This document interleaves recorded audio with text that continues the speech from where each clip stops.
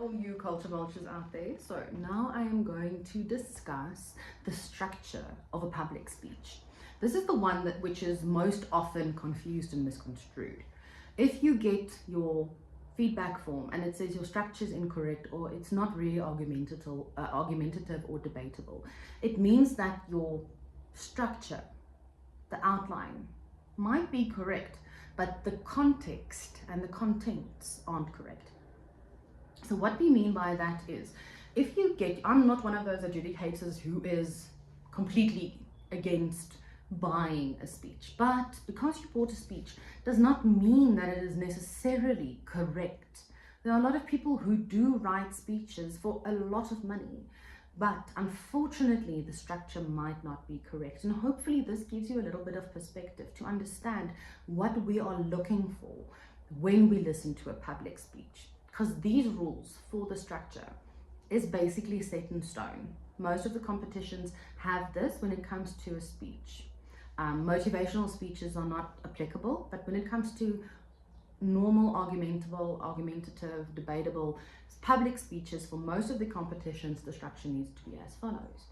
If you read your topic, you must ask yourself, is there one or two people in the audience who is not going to agree with this specific statement? Now, it's very difficult to understand that because a lot of us have our own views, but I normally take the example of a single word and then you will know whether that topic would be debatable or not. So if I say, for instance, vegan, there's a lot of people who are going to say, yes, vegans don't belong here, they're wasting our time, we all eat meat, why can't they fit in? And then there will be a lot of people who say, but shame, these poor animals, we have to think about them and their rights as well. So the word vegan, the idea of veganism already is argumentative. A fun fact is not argumentative because everyone in the audience will agree with you. The people don't want to walk out of there and think, wow, I knew it. I thought that this was going to happen. The world is coming to an end. The ozone layer is growing bigger, etc.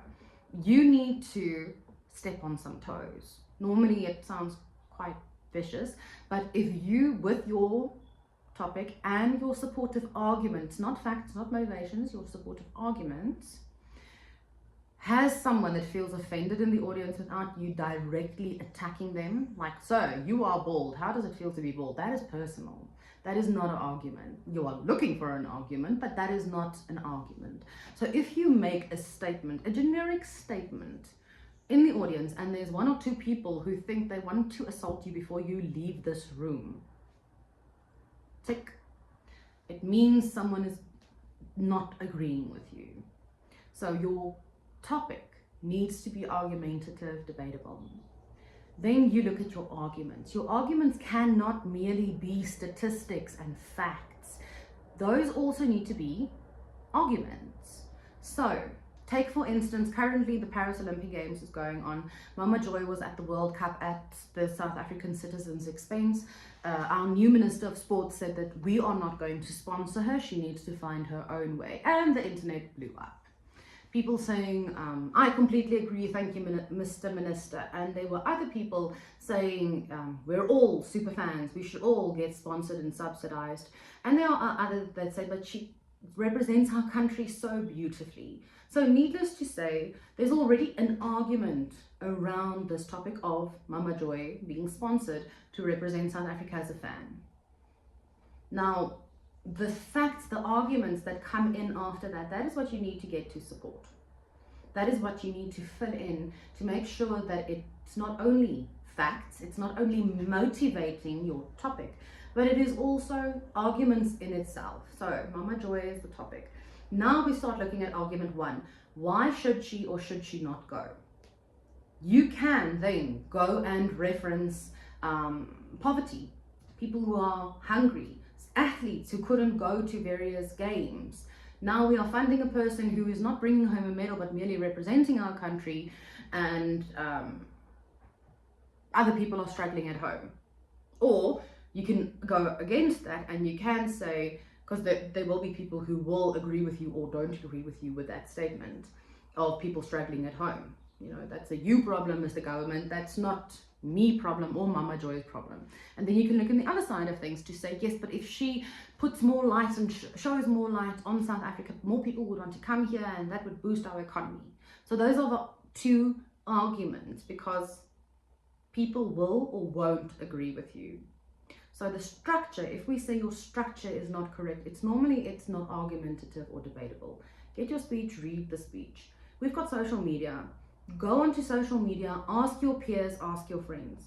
Just make sure that you ask a broad audience, because student scholar views and opinions are much different than adults, are much different than the elderly and very small children. So if you only ask a certain group of people, you will get an I agree or an I don't agree, which is fine, but your target market when performing will be around about 60-40 parents, students. So you need to make sure that you at least step on someone's toes while performing your speech.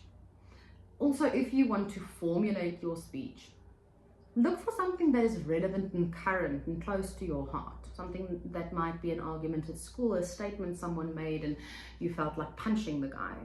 Harness that energy and write a speech about it. If there's something that is very dear to your heart, you learn it a lot more easily and you're much more persuasive when performing it, because it's something that is precious to you. So it helps also a little bit therapeutically, channeling and harnessing that energy and constructing it into something productive. Look for something that is being argumented. Don't only say something that is interesting. Say something that is controversial. It's more relevant for the seniors than the juniors, because the juniors are still cute. They can get away with just saying a bunch of stuff, but with the seniors we get a little bit more deep down and toasty, so we need to be a little bit more serious. But I hope you enjoyed that and I hope you learned something.